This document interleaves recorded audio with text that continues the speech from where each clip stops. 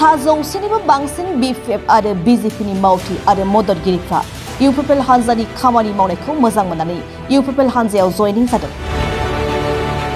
BTRनि गाहाय मावफुं सोद्रोमा प्रमद बर'नि दैदेननाय BTR सरकारा गासैबो हारि माहारिखौ समान मोनथाय आरो समान जौगानायखौ राननानै होनायनि थाखाय सुक्लाय सेरफाङाव दासिम गोदानै 5,000निबो बांसिन सुबुंफ्रा UPPL हानजायाव जयनिं जाबाय। तामुलपुर जिल्लानि 29 नं सुक्लाय सेरफां बियाबनि सिङाव थानाय मुहुरिपारा प्राइमारि कमिटि UPPLनि बानजायनायाव दिनै मुकुन्दपुर मनाइपारा गामिनि लांगोनायाव मोनसे सावराय मेल जानानै थाङो। बे सावराय मेलावनो 29 नं सुक्लाय सेरफां बियाबनि UPPL हानजानि गोदानै सायख'जानाय बिजाथि प्रदीप नार्जारी बिथांनि नुजाथिनायाव रायजो राजाफोरनि मदद आरो हेफाजाबाव 100निबो बांसिन BPF आरो BJPनि मावथि आरो मददगिरिफ्रा UPPL हानजायाव जयनिं जायो।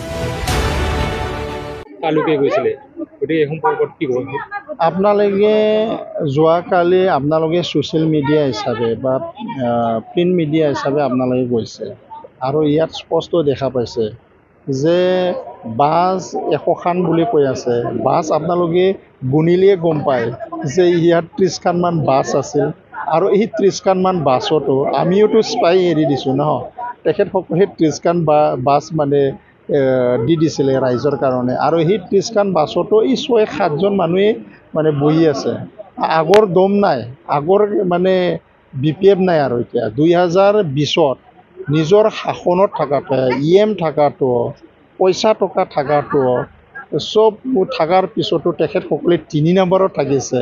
এইবাৰ যে 5 নম্বৰত আহিব এইটো ভাবিবও নোৱাৰে, মানে কি সপোনতো ভাবিব নোৱাৰে। আৰু এই হিচাপে তেখেতে এইবাৰ সম্পূৰ্ণ ৰাইজে এটা সিদ্ধান্ত লৈছে। তেখেতে যিটো 17 বছৰৰ যিখিনি কাম কৰিছে ইয়াৰ যিটো মানে বোজা, ইয়াৰ যিটো ৰাইজৰ যিটো প্ৰতাৰণা কৰিলে ইয়াৰ মানে যিটো পাব লগা যিটো মানে ফল সেইটো তেখেতে পাবই। যেনেকৈ 2020ত পাইছে আৰু এই 2025তো এইবাৰ হাৰাটো খাটাং। বহু সংগীয়ে ইতিমধ্যে দল ত্যাগ কৰিছে।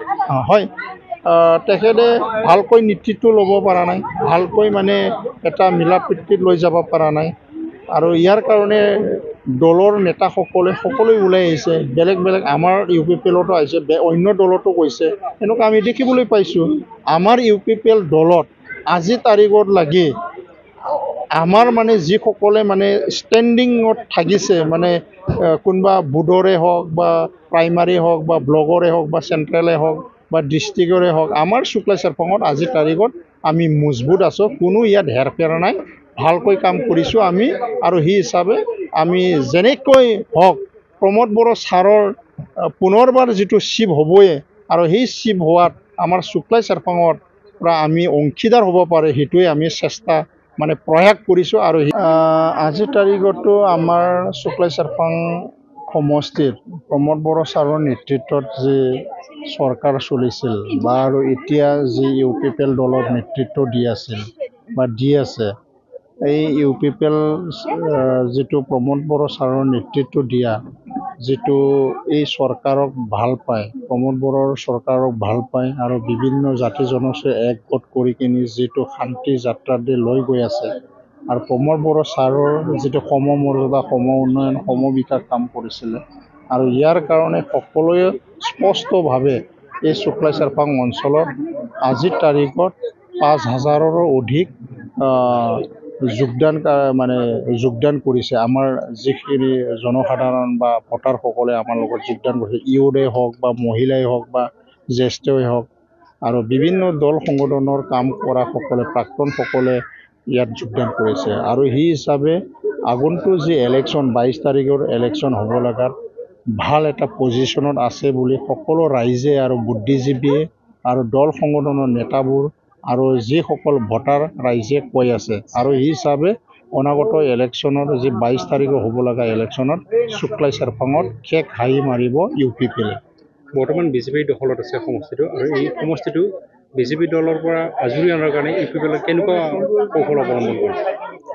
এতিয়া তেখেতসকলে ৰণকৌশল কৰিছে, আমিও আমাৰ মতে ৰণকৌশল কৰিছে।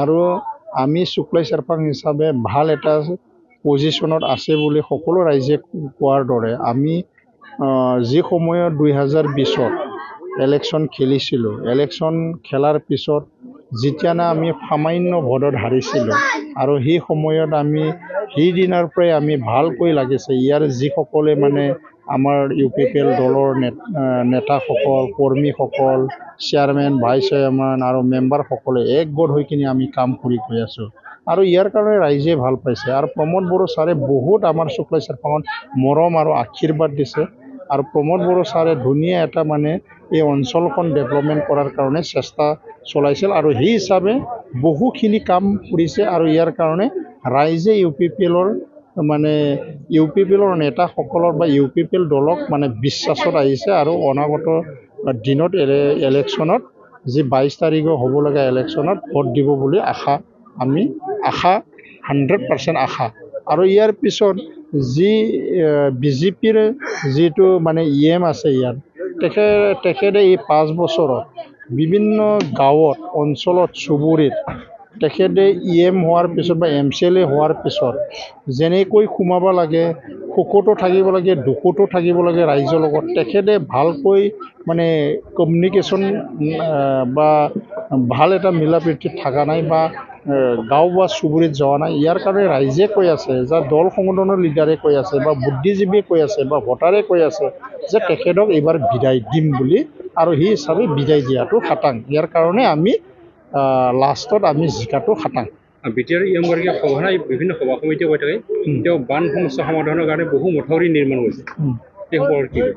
এতিয়াতো আমাৰ শুক্লাই চেৰপাং অঞ্চলত বিভিন্ন সময়ত 17 বছৰ শাসনকাল থকা BPFৰ সময়ত গণেশ কছাৰীৰ নেতৃত্বত এই শুক্লাই চেৰপাঙত MCLA হৈ আছিল বা EM হৈ আছিল এই 17 বছৰত তেখেতে যেনেকৈ কাম কৰিব লাগিছিল বান মানে সমস্যাৰ মানে সমাধানৰ কাৰণে এনেকুৱা কাম কৰা আমি দেখিবলৈ পোৱা নাছিল। এতিয়া প্ৰমোদ বড়ো ছাৰে অহাৰ পিছত আমাৰ শুক্লাই চেৰপাং অঞ্চলৰ কথাটো কৈছোঁ 99% আজিৰ তাৰিখত বান সমস্যাটো সমাধান কৰিছে বুলি আমি ক'ব পাৰোঁ আৰু ইয়াৰ কাৰণে ৰাইজে এটা বিশ্বাস আছে যে শুক্লাই চেৰপাঙত UPPLক খেক আহি মাৰি দিব।